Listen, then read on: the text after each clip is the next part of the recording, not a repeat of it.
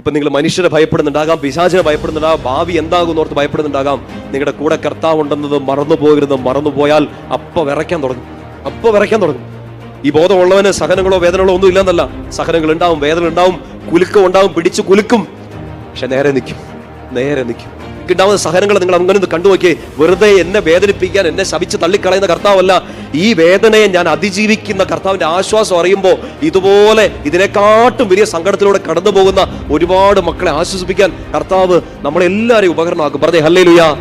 ഒരാശ്വാസവും കിട്ടാത്തൊരു സമയം ചിലപ്പോൾ നിങ്ങളുടെ മുമ്പിൽ വന്നേക്കാം.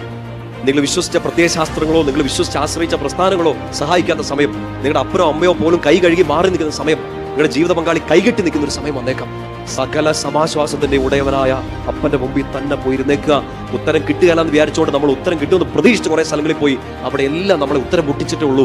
ഉത്തരം തരാൻ പറ്റുന്ന ഒരാൾ, ആശ്വസിപ്പിക്കാൻ, നിങ്ങളെ കൺസോൾ ചെയ്യാൻ, നിങ്ങളെ സാന്ത്വനപ്പെടുത്താൻ ഒരാൾ ഇവിടെ ഉണ്ട്. ഈശോ